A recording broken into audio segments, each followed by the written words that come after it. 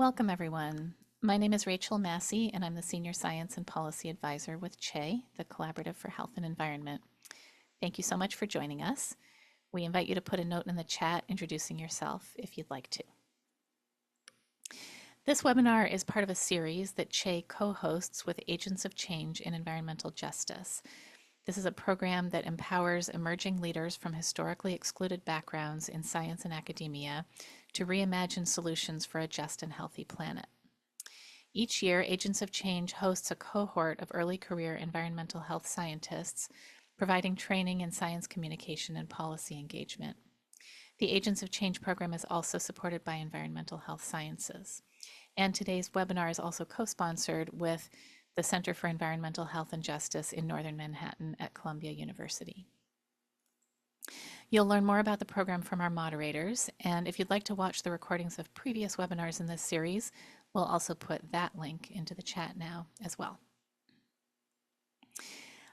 So I'm very pleased now to introduce our moderators.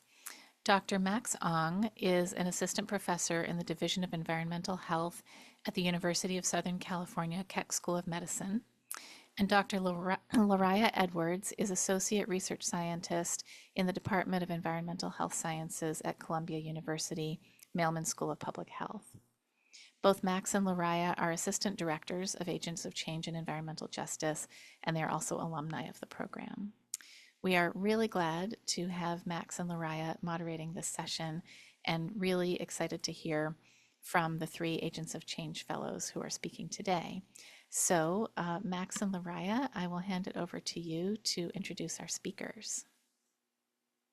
Thank you so much, Rachel. Max and I are happy to be back again with our wonderful Agents of Change fellows so you could hear and learn more about the wonderful work that they're doing. So we have three fellows with us today.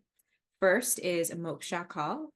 She received her master's and bachelor's degree in economics from Mumbai University in India. She is currently a PhD candidate in the Sustainable Energy Program at the School of Sustainability at Arizona State University. And her research interest lies in the justice and equity implications of the clean energy transition. Next, we have Greer Hamilton. Greer is an assistant professor at the University of Michigan School of Social Work. As a place-based researcher, Greer seeks to examine how systems of oppression are embedded into the built environment and subsequently impact people's health, well-being, and the use of public spaces. And last but certainly not least is Jose Ramon Becerra. He is a PhD candidate in the Department of Anthropology at Purdue University, working in the Farmer Learning, Agriculture, Culture, Humanities, and Social Sciences Laboratory. He specialized in the political ecology of pollution, uneven exposure, and environmental and climate justice.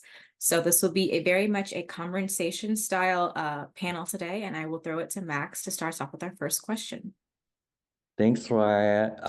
And it's so great to be with all of you fellows here today. As the audience can see from your bios, each of you are doing trailblazing research as early career scientists. So I wanted to begin this conversation by first allowing the opportunity for you to describe for the audience, like, what is the major problem that your research is working to address? And if you can shed some insight on the methods or approaches that you've been using across your research areas. And I'll go ahead and hand it off to Greer to start us off. Thanks. It's I can't see everyone, but it's thank you. So as was noted, my research is in health largely. I'm really interested in thinking about political and economic decisions behind how politics are shaped, right? How does that impact people's health and well-being? And for the past 4 years, including air pollution as part of that work, both in indoor air quality like settings, but also in community or ambient pollution in the greater Boston area. And in both of those, like, my work has been to both understand residents' understandings of air pollution, whether it's indoor or outdoor, but also how can we try to reduce people's exposure to transportation. And that has largely been focused on the use of community engaged and arts-based approaches to do so. Working with community members to kind of co-create community-specific projects, do community-based service, and more recently, including animated like films as part of that process. Thanks, Greer. I will hand it off to Jose to take on this question next. Yeah, thank you. So the big research problem that my research addresses is looking at the historical and political ecology of toxicity. So I take like these anthropological to investigate how a particular environment has become a place of toxicity throughout time. So I'm really interested in what the social political drivers are of creating toxicity in a place. And then the other big part of my research is thinking about the environmental justice components of this. So I'm really interested in understanding who's exposed to pollution, who's forced to live there, and how they navigate pollution each day. And then how that ties into policy today, how that ties into people's lived experiences, their health, and environmental destruction in the area and things like that. And some of the methods that I use for my research draw from both qualitative and quantitative methodologies. So I do a lot of ethnography, which is what anthropologists and other social sciences do to immerse themselves in the community. So we live in a place for a long time, so that way we could collect things like observational data. We take notes on what's going on around us.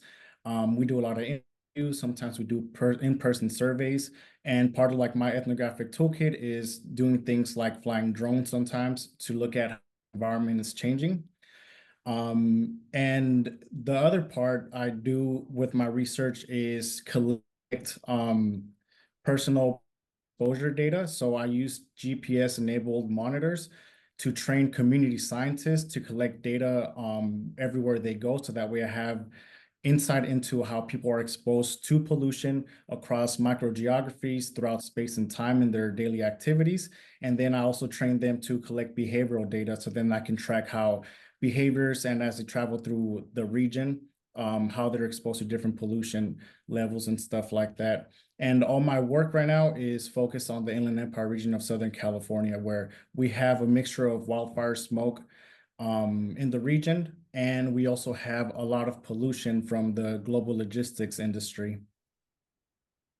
Thanks so much, Jose. That's very exciting research that you've shared. Moksha, I'll hand it off to you to also reflect a bit on what big problems your research is addressing. So I work on, first of all, thank you. And I work on just and inclusive energy transitions. So my research lies at the intersection of climate and energy policy, and trying to think of how we can further the energy transition, but also do it in a way that we're not leaving as many people behind. And if we are leaving people behind, then how do we ameliorate the impacts of being left behind for those groups of people? So this looks like my work spans the breadth of displaced fossil fuel workers, so just transition provisions for them, and then moves on to like looking at the impacts of policies that are trying to create more inclusive and just transitions, and then moving forward into seeing what could potentially be some issues in terms of just transition, of ensuring just transitions in the future, like clean energy production. So like the justice implications of producing clean energy technologies itself are things that I'm looking at. And I also, like Jose, but not as cool as flying drones, I do use a whole host of qualitative and quantitative methods. I rely on interviews, surveys, and like interviews with stakeholders, especially in policy positions, but also with community members, with advocacy coalitions, to understand their perspectives on policy making, and especially justice in policy making. And I also use quantitative econometric methods, which I tend to supplement with survey analysis and spatial analysis. So a whole host of ways to understand how do we make things more just and inclusive in terms of energy transitions, but B, how do we also verify and see what's the impact of existing policies in this space? Like, are they leading to justice and inclusion ultimately? So that's, yeah. Great, thanks, Moksha. What I find so fascinating about each of your research areas is the geographical range, but also like the different levels at which you're approaching it from a policy perspective, which leads us really nicely to our next domain of questions, and I'll hand it over to Lariah to facilitate this next step. Absolutely. And before I jump to the next question, I wanted to give Greer a chance to share a little bit about her research and what you're doing, Dress It, because the audio was cut off and I missed it. And I know a bit about your work, so I want to make sure everybody had a chance to hear it. So would you share with us what research you're working to address and a quick method in which you're doing so? I think what I was just ending with was that some of my art-based work, so have been working on an animated film and comic book about transportation-related air pollution, which has been the focus of those air pollution studies, so that people can better understand and put words or names to the experiences that they're having, and that's just been a large part of kind of how I've been approaching the work. But thank you. And will you share quickly about the problem you're working to address, just to make sure everybody heard? Oh yeah, sorry. So No in worries. that space, it's around transportation related air pollution. So in greater Boston area, thinking about how can we reduce people's exposure to TRAP, which is the acronym for that. But also as a social worker, I think thinking about how do I increase people's understanding of environmental justice issues in that space. Awesome. Thank you so much. I just want to make sure everybody heard all the great work that you were doing. I'm glad the audio is much better. So moving on to our next question for you all. So I know this cycle of our fellowship, we've had a deliverable about policy and asking you to think about the policy implications of your work. So what are some of the important policy implications of your work? And I will start with Jose. I think some of the most important policy implications for my work are the engaging community in data collection. So I think it's really important for them to learn what the data collection process looks like. It raises awareness. They become experts of not just their experiences, but the kind of data that policymakers and environmental decision makers use in these when they do policy and stuff like that. So it raises awareness. It allows them to collect the data themselves. They understand it at a more critical level. And so when they're aware of what's going on with all the pollution and how it connects to things like new warehouses being built in the Inland Empire region of California, they're more inclined to take that data, take their argument, and also take their experiences and combine that in these policy arenas. And I think it's really important work to do, especially in California, where we get a lot of the environmental policies first. And if they work out here, a lot of different states kind of start using them. And discussions like this is what I think is so important, because community members should be central to environmental policies, especially because they're the ones a lot of the times breathing in the toxic air or living near toxic soil and things like that. So I think the most important part of my work and its connections to policy are definitely trying to involve community members to become experts in more than just their experiences. And that way they have something that's concrete and legible for policy environmental decision makers and things like that. Absolutely. I feel often sometimes we hear about policies being passed to fix a problem, and then you hear community members saying that's not actually helping. So it sounds like the work that you're doing can make sure that the policy that is proposed is informed and can actually really reflect what the community needs. So I think that is amazing. Greer, what are some of the policy implications of your work? It's similar to Jose in the sense of, especially for the air pollution work, right? If we're trying to think about exposures, wanting to rely on listening from residents, to direct kind of what the policies look like. So for example, right, Malden, Massachusetts is one of the communities that we're working in, and it's a community right outside of Boston that hasn't been well studied in terms of air pollution, like places like East Boston where the airport is. But one thing that we're learning right now through the community survey and the listening sessions we did this year was around odors that have been coming from coffee. I don't actually remember what you called them, but coffee beanery places, right? And coffee roasters, right, and restaurants, right, emit a lot of pollution, right? And New York City and other places have worked to create policy recommendations based off research. And so similarly in Malden, we're trying to do that. But I think for us, what we're just trying to do is really uplift the stories that we've heard from community members about their experience with odors, for example, or about the ways that they can see for air quality as a way to kind of connect those stories to potential policy recommendations that we can make in places like Malden or Boston, where there is a need for those policies to be introduced. Absolutely. And I did not know that. I used to live in Medford. Since I know Malden was right next door, so I didn't realize that about the restaurants and the coffee roasters. It's interesting.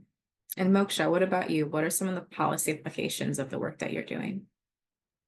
So the more recent part of my work is working on this research around critical mineral extraction, and which is essential for the energy transition because it supplies electric vehicle batteries to things such as turbine blades for a wind turbine. So it's all through the energy transition in that sense. And more recently, my focus has been on trying to understand what are the implications of critical mineral extraction and the emphasis that is being laid on domestic extraction of critical minerals in the US due to the CHIPS Act and the Inflation Reduction Act. And the reason this is a problem is because we have a history of exploiting certain parts of the country for coal and fossil fuel resources. So we're kind of leading us towards that similar pathway with critical mineral extraction, putting these burdens on communities which are not necessarily equipped to deal with the environmental and human health costs of extraction of critical minerals. So implications from my research, like one of the things that I'm really excited about is I'm trying to incorporate community engagement and understanding what do these communities that are hosting these critical mineral reserves, especially Native American communities, what do they need and how do they want to what is most beneficial to them, because they do see that extraction can be beneficial for their economies, but at the same time there are these historical legacies of having been exploited in the past for other resources. So how to tread that line, and I'm using parallelly, what I'm doing for my dissertation is trying to understand how much of the cost of ethical production of electric vehicles, for instance, are electric vehicle consumers okay with bearing, and using that to help these communities that host these reserves of minerals to build out their plan in terms of advocating for themselves and in terms of what they want. So it's not necessary, and it's a complicated space because it's not necessarily that everyone wants no mining at all, because there are some economic benefits to it in terms of jobs and revenues. So it's an interesting, complicated situation, but I'm trying to use my research in a way such that it can be most beneficial to people who are trying to advocate for more prudence and more community engaged methods when it comes to mining for these critical minerals, which are essential to the energy transition. Absolutely. And you're right. It's always about striking that balance, because it's not necessarily that they want to they don't want these jobs or they don't want these things, but how do we make sure that it's done in a way that it's not exploiting people? Sorry, so someone say something? I was going to say a quick follow-up question for Greer. You mentioned that you are working on an animated film and a comic book about these issues. Have you thought about how you're going to make sure those materials get uplifted and get to the eyes of policymakers? I know that not necessarily maybe meant for policymakers, or maybe they are, but have you thought about how you're going to disseminate them so that they get the attention and get on the radar of policymakers? Yeah, I would say that, I guess to start, the audience is pretty broad. We wanted to make sure that the general public, including stakeholders, would be able to understand what it is we were talking about, again, that being transportation-related air pollution. And we know that in some communities like Malden, for example, thinking about transportation-related air pollution is newer, right? And so I think in terms of how are we giving it or bringing it to the attention of policymakers, part of this will be decided by our community advisory board members, right? So we will be hosting report out sessions at the end of 2025, which will share out both of our community survey results, our listening session results, and other data that we've collected, and can include the animated film there. So it'd be a community meeting, right, where we're inviting policymakers to learn more about our work and learn about this issue through the video. And then beyond that, the video features 2 stories about community organizers in the greater Boston area. One is Airport Impact Relief, which is in East Boston where the airport is. And then the other is Mothers Out Front, which is a national organizing group. But through those partnerships, right, we also can introduce the film to policymakers through those settings, right, where those organizations do a lot of advocacy work, especially around the airport. And so just collaborating with them, I think, will also introduce the film to policymakers. That's awesome. And I love the use of the community advisory board as a tool to make sure that the work gets out and is relevant. And that brings us to our next question. I'll throw it to Max to throw that out there. Thanks, Lariah.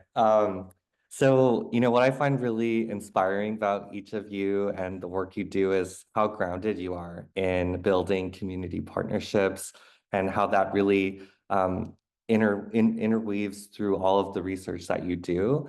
So I wanted to ask and have you reflect a bit on, as you've built these partnerships or you're exploring new relationships with community leaders and community-based organizations, what are some of the lessons you've learned so far? And also reflect a bit on what are some of the voices that you've seen have been missing in some of the types of problems that you're trying to address. And Mokshda, I'll hand it off to you to start off this discussion. I think this is a beautiful question, especially considering that at the surface, especially in the space I work in terms of clean energy transitions, there's this presumption that because it's clean, it's perfect. And we all know that's far from the truth. So the emphasis that what I've seen in my interactions with community groups and community leaders, especially talking to folks from the Hopi tribe and Navajo tribe here in Arizona, has been that it's easy to sort of presume what groups need and what communities need. And it's extremely important to have this honest, clear conversation about what the needs of various, in this case, Native American communities are. So if you come in guns blazing, thinking that distributed electricity generation in terms of solar panels on houses is the solution that tribes need, but when you speak to them, you realize that there are other pressing concerns that they have, that transportation is an issue, developing road networks is an issue, and there is only so much time and money to expend on these resources.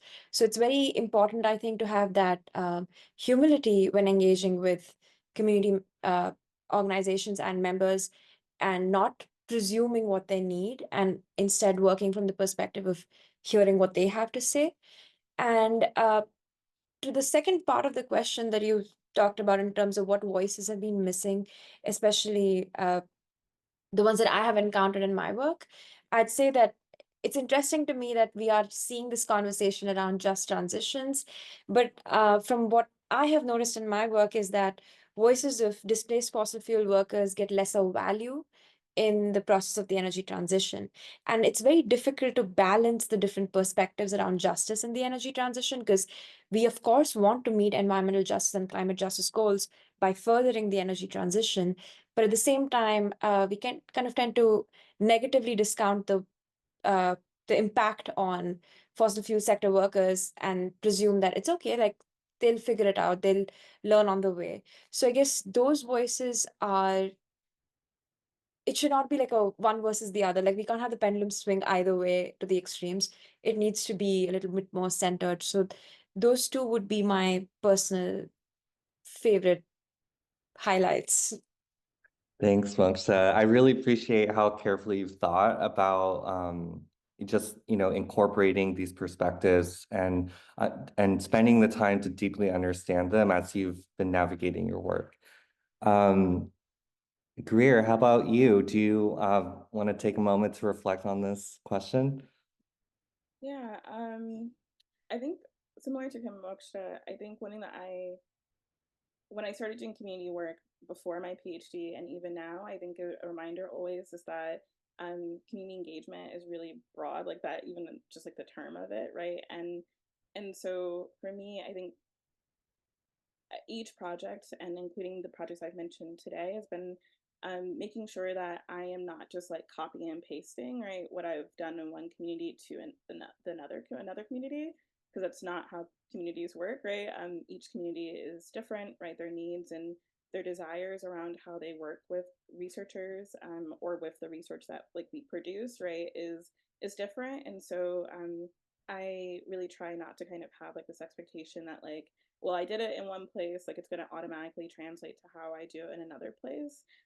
Because even in Boston, right, where places like East Boston, right, which is part of our study, has been like well researched, right, in terms of air pollution. As like different like community leaders kind of come up, as different organizers are thinking about what are the, like the next steps of their work, right, their needs and like desires around how they collaborate with us, right, is also going to be different, and I have to honor that. And so I think that's been something that I'm constantly reflecting on, but also, and one thing that like stuck out to me for my work this year, with when we did listening sessions to like engage the community around this project that we have and to hear about their own personal experiences with air pollution, was we were in Malden, which for folks who have no understanding of Malden, again, is right outside of Boston. It's also a pretty like immigrant heavy community. And we had this one gentleman, he was like an older adult who had recently moved to Malden from China. And he was telling us about how he realized, right, like the air quality, right, was different from China, but he didn't have like the words or like the terms, right, to kind of communicate what was the differences and how it was impacting him. And that like the listening session, which we also made available with translation to folks who were like English was not their first language, right, allowed for him to be in a space with people to talk about this issue, right, that had always affected him, right, to different degrees in China and in Malden, but like that he didn't have necessarily like certain terms or didn't know how to communicate kind of what he was seeing, or that like realizing that just because your air like isn't like full of smog, right, that it's not necessarily good for you. And so I think about those types of experiences where like how can we also be really intentional about how we are bringing people into our work, right? Is it making sure that we're thinking about language justice? Is it thinking about, you know, when do we have our meetings, which like seems really simple, but not always things that people are thinking about. And so I think, you know, the voices that have been missing kind of vary according to like where I'm at.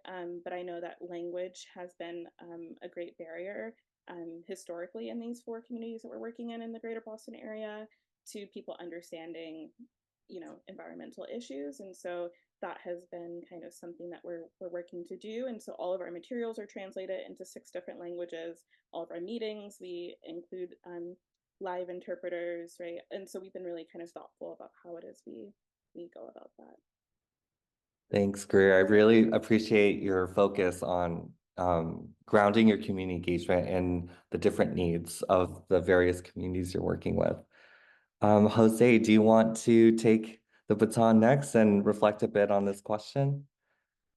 Yeah, thank you. So I definitely agree with everything that was said. Something that's really important in the work that I do is thinking about how community engaged work is super central to anything that has to do with environmental justice. As someone who's actually from the community where I study, I have had the opportunity to get like multiple perspectives as a community member, as someone who studies the area, as someone who has worked with government and nonprofits and things like that. And so what I always keep coming back to is how essential community members and their experiences are to doing good science, to doing good environmental justice, and to thinking about the potential implications of doing this type of work, and also thinking about how their experiences, like I said, but also like their ideas around how to solve an issue, how central that should be to a lot of the research that we do in the area. So I think what I want to highlight the most about them and what stands out to me is that community members, community leaders oftentimes have amazing ideas of how to do projects better. So having close collaborations with them is not just going to help like whatever need that they have, which should be always important, but it also helps us do like better science. It helps us ask questions that we couldn't formulate because we don't have those experiences as outside researchers sometimes. For example, that's a big reason why I wanted to do portable pollution monitoring that are GPS enabled, because just from talking to people here, from living here, I saw how, for example, warehouse workers or people who drive diesel trucks experience the city differently than people who work in an office space, for example. And that's because their job and how that ties into their social demographics impacts how they navigate the city and can potentially have different exposure levels than their neighbors and stuff like that.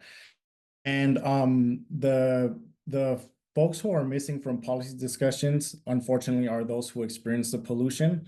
And this is something that local environmental justice organizations and leaders talk about pretty often when there is things like commission hearings, for example, that's around some environmental decision making that's super important.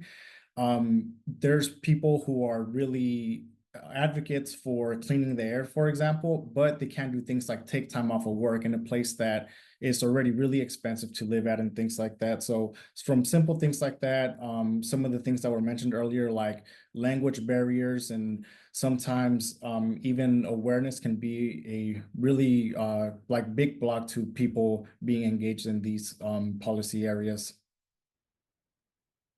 Thanks, Jose. That's really great how you've been able to sort of connect both like the experiences of being from the spaces that you do research with, and also, you know, how critical it is to incorporate that into all of the research that you do.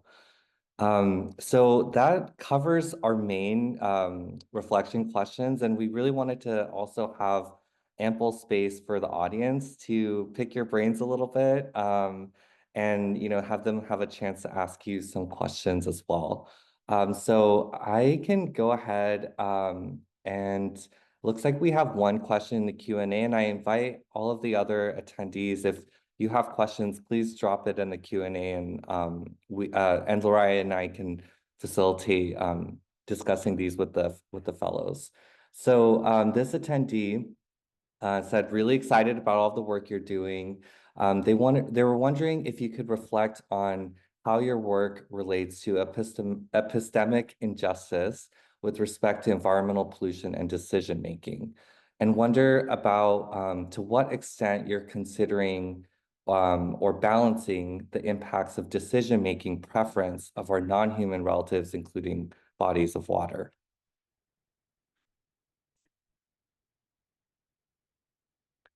Anyone wants to take on this big question? I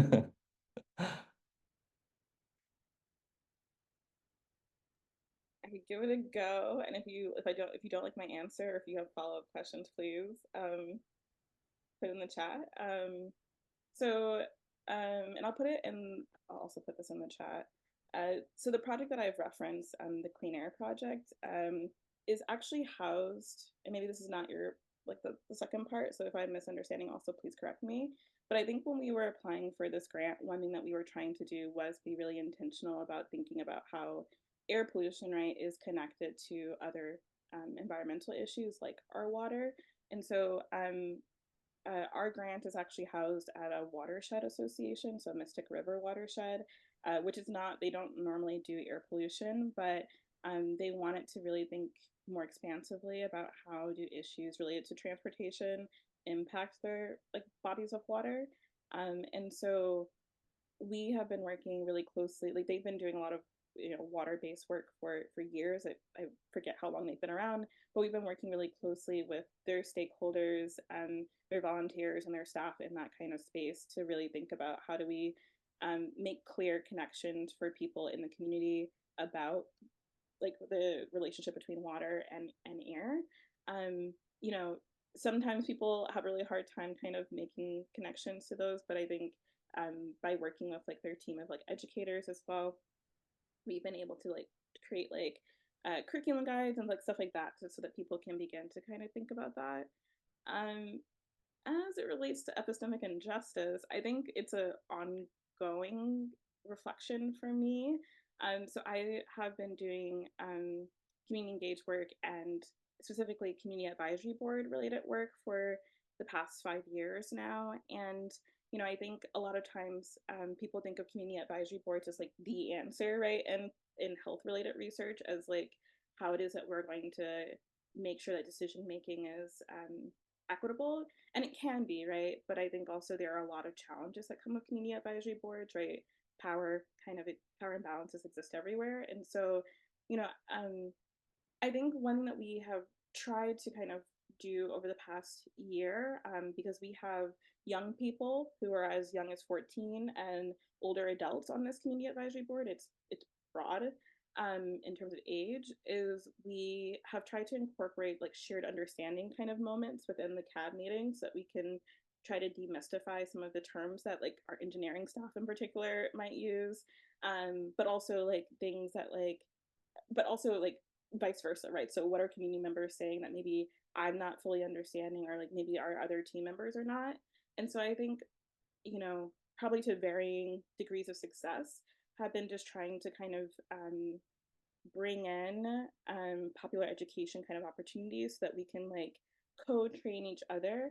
And in particular, over the next year, that's what we're trying to do even more of with the broader public, of like, we have all this data, can you go through it with us? Like, what are the questions you have? What are like the things that you need to understand what we're trying to do? And what are like, how can you vice versa understand what you are experiencing? And so it's, I guess to say all of that is that it's an ongoing reflection for me. I just, you know, it can be sometimes difficult, I think, to create like really strong and healthy kind of spaces, right, for shared understanding to occur in. Thank you for tackling that very, very good but hard question. So I'll move on to another question in the chat. Someone's asking, from the government and policy perspective, you know, what would the three of you recommend for connecting community members about EJ issues in their communities?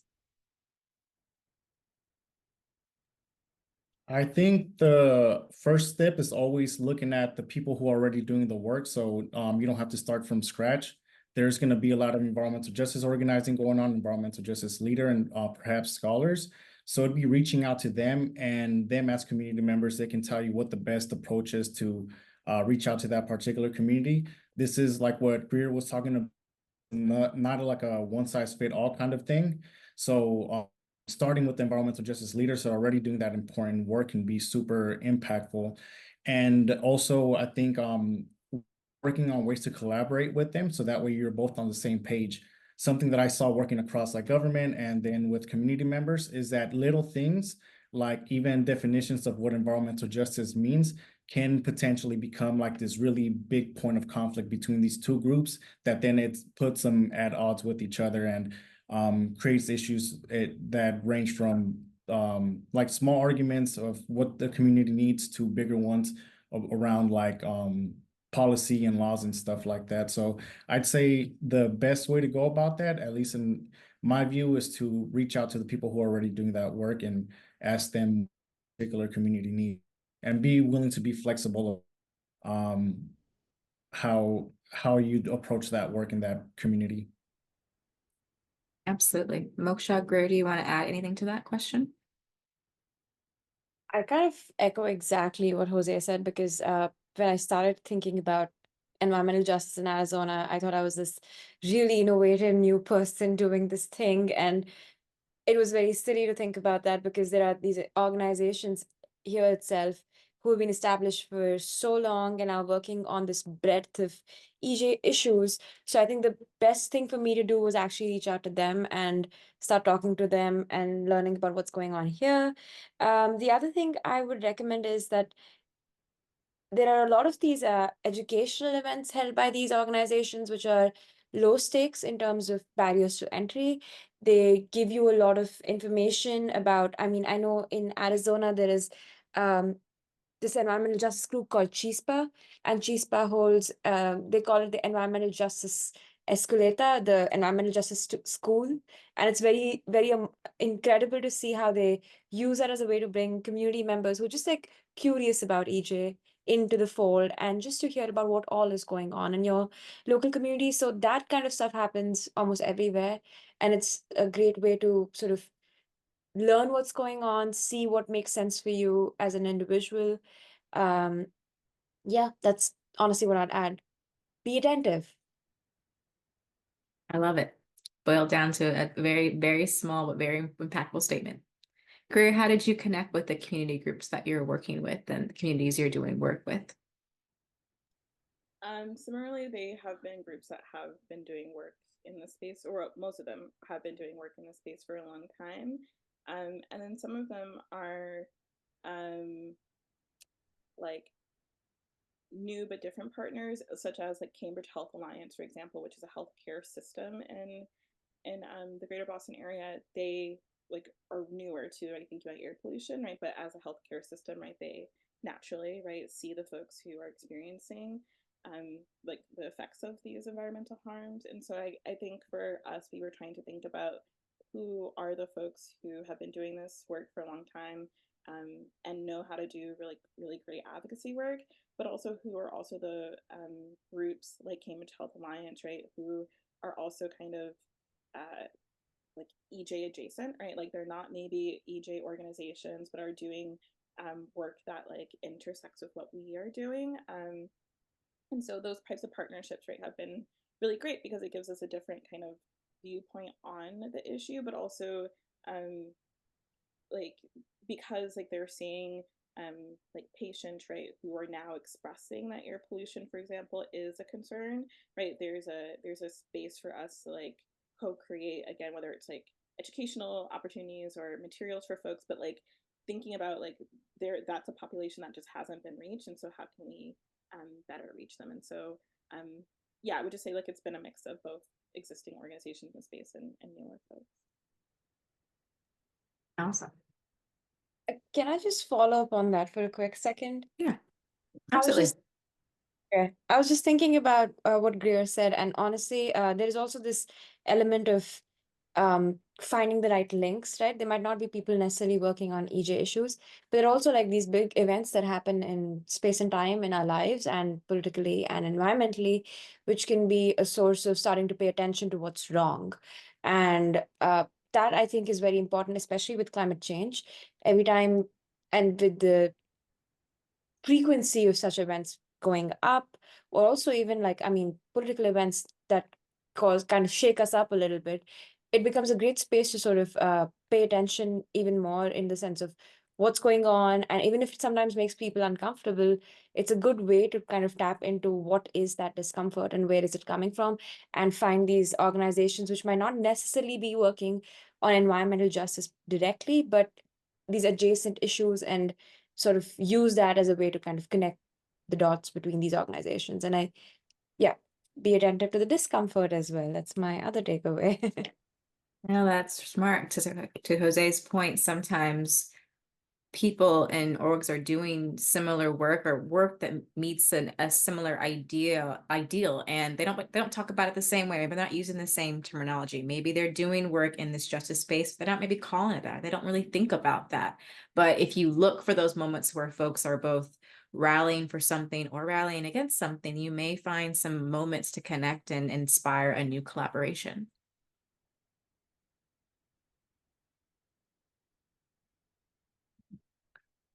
Looks like we have another really great question in the chat. It's directed towards Greer, but I actually think it's really nice to also unpack it from the disciplinary silos that some of us might have experienced, you know, in our relative fields.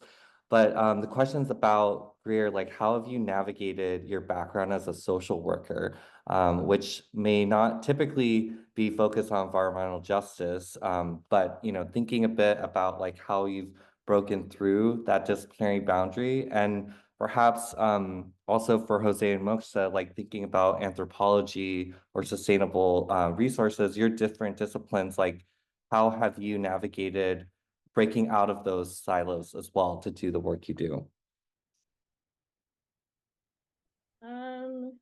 Well, I think right now, at least for social work, right, because of greater attention to climate change, I think more broadly, right, there has been increase interest in environmental and climate justice work in our profession. And so I don't think I've had to break in as much as like there's just no one, like there are people, but there's like, because it's so small, we're just like, I think, creating kind of a lane and this growing interest, right, that our profession has. I think also my past research, which has included things park redevelopment and like the gentrification, environmental gentrification, like lends nicely to like the work that I'm doing now, right? It wasn't always air pollution, but like my interest in how places are shaped, right, are kind of like the through line between any of my environmental work and my non-environmental work, even though I think everything to a certain degree is environmental. And so I think for me, that's kind of how I'm thinking about it. It's like, how am I creating a through line between all of my work that people can make a connection to our professional code of ethics, but also to the stuff that I'm actually doing. Thanks, Greer. Jose or Mokshda, do either of you want to reflect a bit about this? Yeah, I think this is something I think about, especially working with agents of change and environmental justice and other networks that aren't just anthropologists. I think that something that's super helpful to me is using anthropological methods and social theory in order to do environmental science or exposure science and things like that. I think it's really helpful to get the tools about being critical about my own investigations, a certain phenomena studied for a long time, is drawing from like social theory, the thing, political ecology. So being like really thinking about how nothing is just the background, like there's like a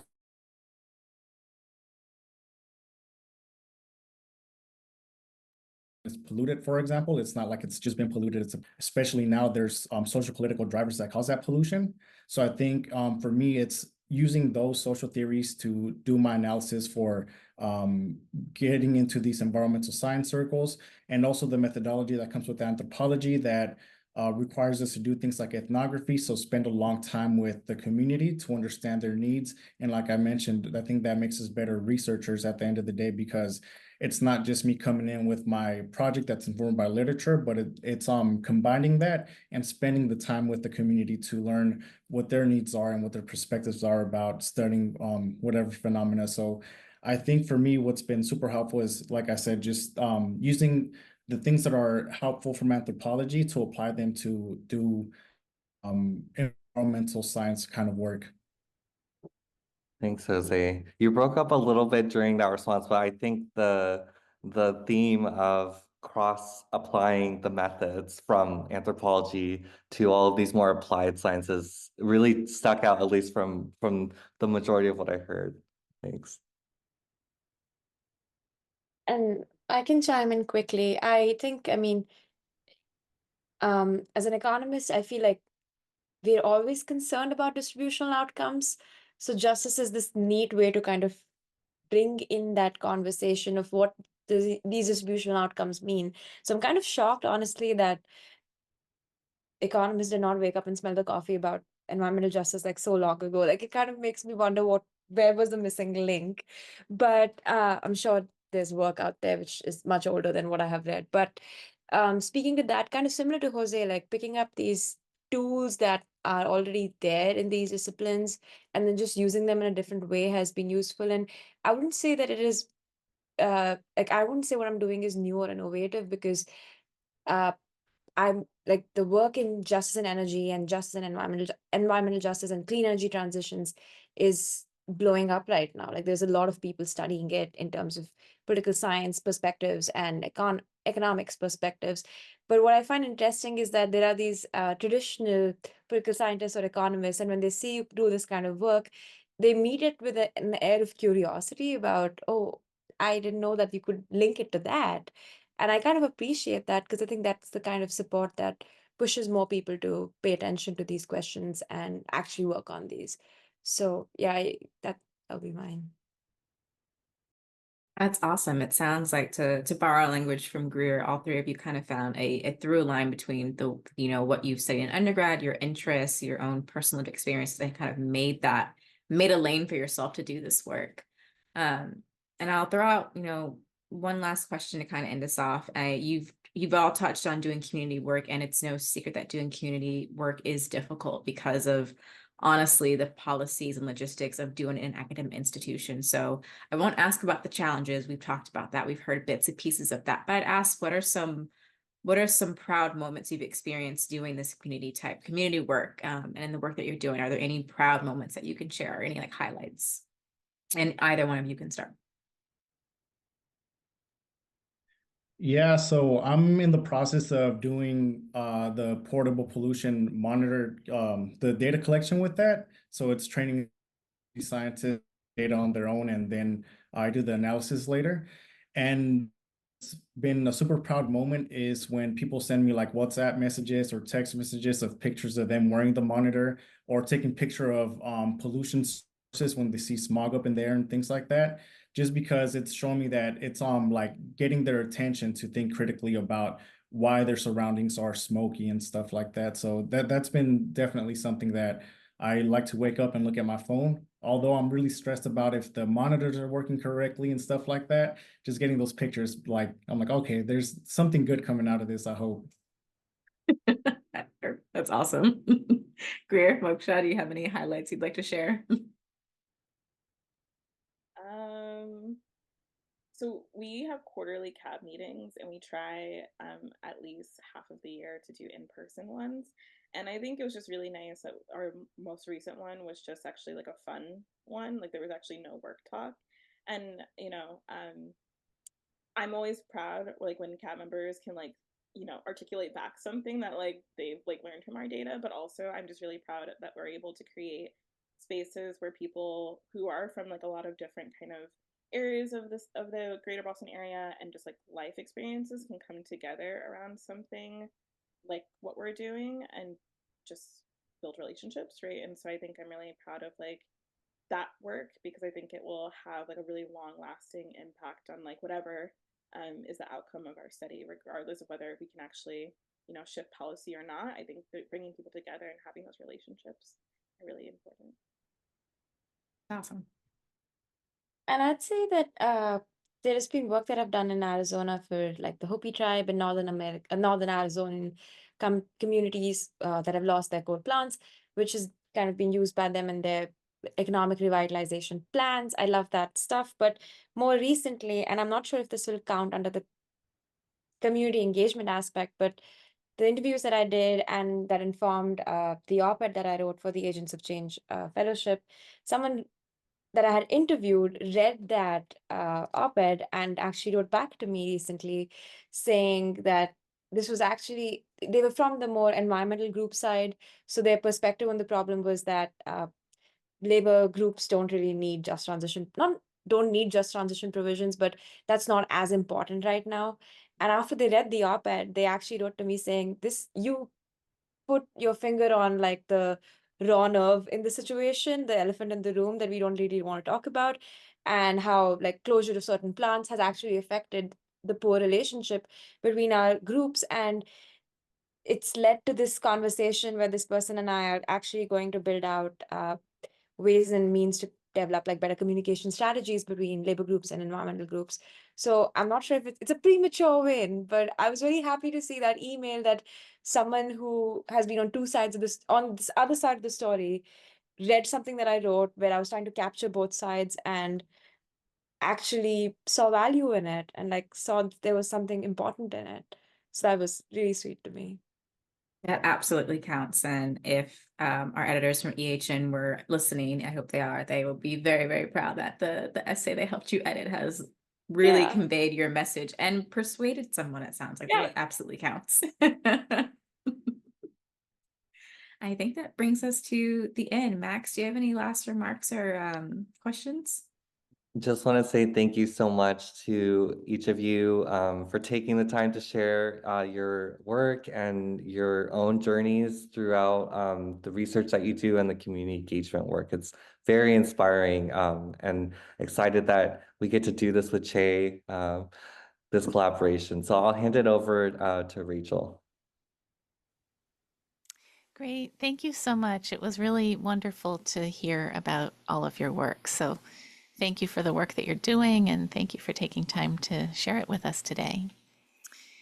So I'll just wrap up with some really quick announcements. A video recording will be available on Che's website soon, and everyone who registered will receive an email with a link to the video.